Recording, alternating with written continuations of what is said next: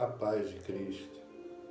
Livro de Jó, capítulo de número 8, versículo 1 diz assim: Então respondeu Bildade o suíta: Até quando falarás tais coisas? E até quando as palavras da tua boca serão qual o vento impetuoso? Esse daqui é o segundo amigo de Jó. Esse segundo amigo de Jó, ele fala aqui no versículo 2: Até quando falará tal coisa? Até quando vai ficar se defendendo, achando que você está certo? Bildade, ele acusa Jó de não ser bom o suficiente para receber a bênção de Deus. Ele fala: olha, você não é bom o suficiente. Você tem muitos defeitos para poder receber a bênção de Deus. As coisas não são assim, não funcionam assim. E Bildade, ele era um homem áspero. Ele não está nem aí para o problema de Jó. Ele conversava com ele simplesmente só para saber, e aí, como é que tu tá, as coisas como é que estão, mas não estava nem aí para o problema de Jó. Com uma aspereza só ele falava, não tinha sensibilidade para falar com ele mediante o problema que ele estava vivendo. E aí no capítulo 9 aqui, todo ele, Jó, ele começa a explicar que com a soberania de Deus, ninguém pode interferir. Se Deus quiser fazer algo, é Ele que é o Deus Todo-Poderoso. Nós não podemos interferir. E aí ele fala que no versículo 4 do capítulo 9, ele é sábio de coração e grande em poder. Quem porfiou com ele e teve paz? Ou seja, quem pode contender com o Senhor? Se ele permite, se ele deixa. E aqui Jó, ele achava que Deus que estava fazendo aquilo. A narrativa, desde o capítulo 1, nos mostra que Deus permitiu que Satanás se metesse na vida dele, mas Jó não sabia. E aí vai desenrolando aqui, ele vai falando a respeito aqui do Senhor, da força dele, que não tem como ninguém competir com o Senhor. E chega no capítulo 10, no versículo 1, ele fala assim: a minha alma tem tédio, a minha vida darei livre curso à minha queixa, falarei com a amargura da minha alma. O que ele quer dizer aqui? Na verdade, ele não quer morrer. Jó não está pedindo a morte aqui.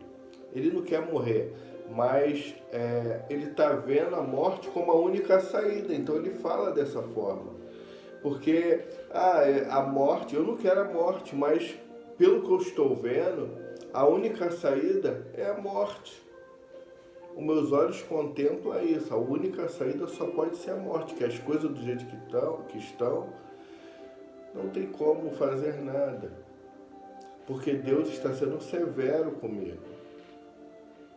Sem blasfemar, ele fala da severidade de Deus. Aí ele fala aqui,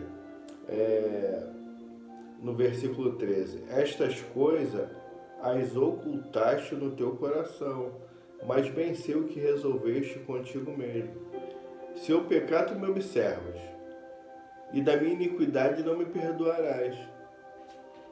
Porque ele sabe do poder e a magnitude de Deus, que só o Senhor pode trabalhar todas as coisas na vida da pessoa. Só que aí aqui ele está protestando, ele está achando que é Deus que está fazendo. Mas ele é um mortal, uma pessoa mortal não sabe a conversa que Deus teve com Satanás, que entregou, deixou na mão dele, mas falou: olha, só não tira-lhe a vida.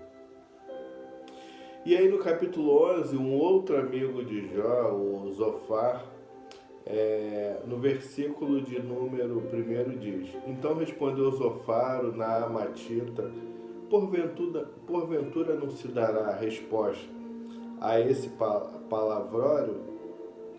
Acaso tem razão o tagarela? Aqui,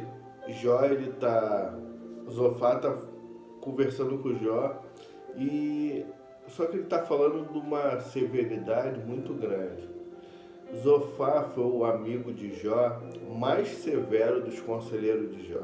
ele foi o homem que mais apertou o calo de Jó, acusando e falando que ele estava muito errado. De todos eles, esse daqui foi o que mais acusou a Jó.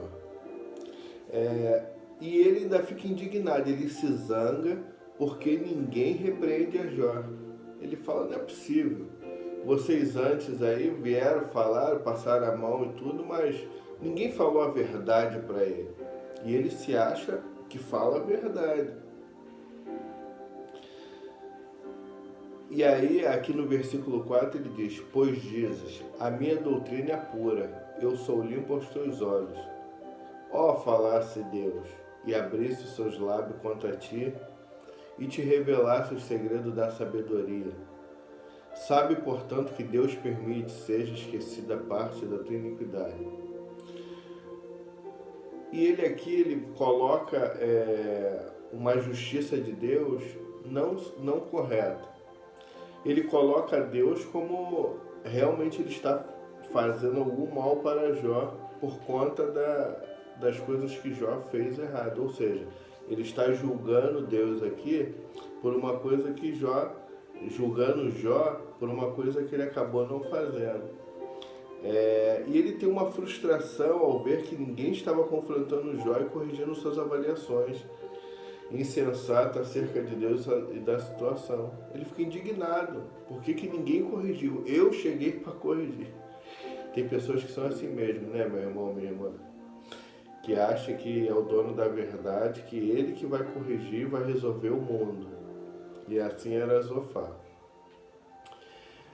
No capítulo 12, versículo 4 e 6, diz assim, eu sou irrisão para os meus amigos.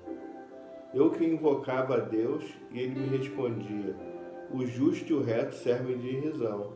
Do pensamento de quem está seguro, há desprezo para o infortúnio, empurrão para aquele cujo pé já vacila.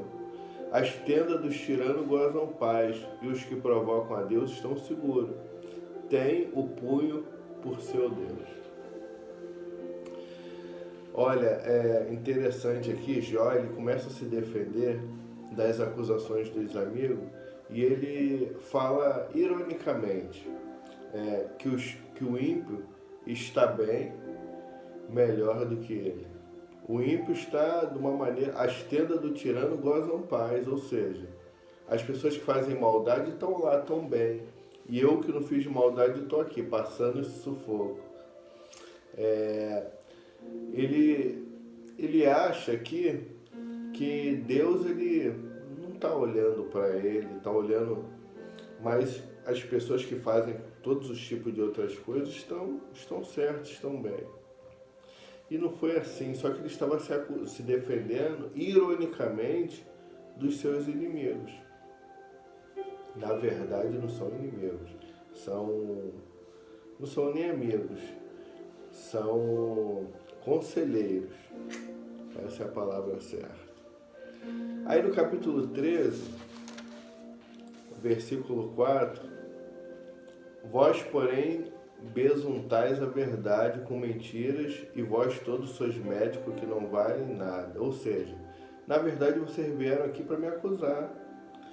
Vocês usam Deus para tentar me acusar. Vocês usam a palavra de Deus. Quantos usam a palavra de Deus para nos acusar?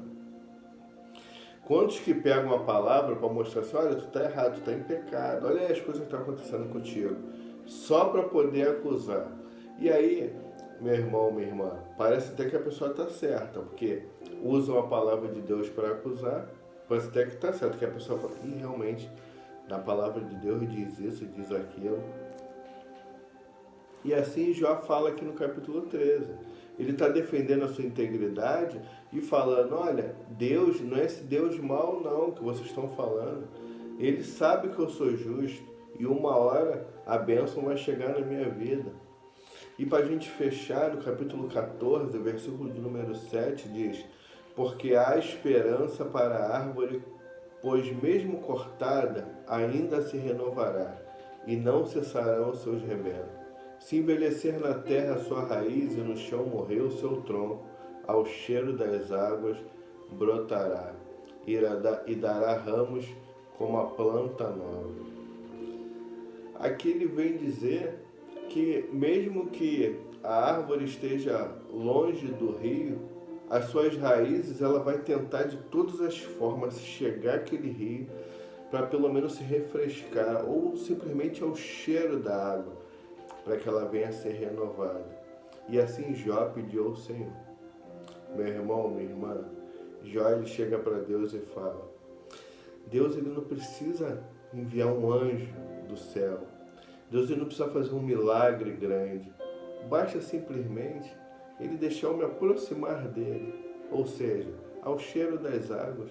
Basta simplesmente eu estar sentindo o seu perfume para que as coisas venham mudar e melhorar na minha vida. Creia dessa forma.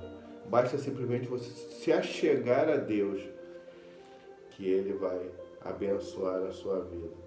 Que Deus nos abençoe em nome de Jesus.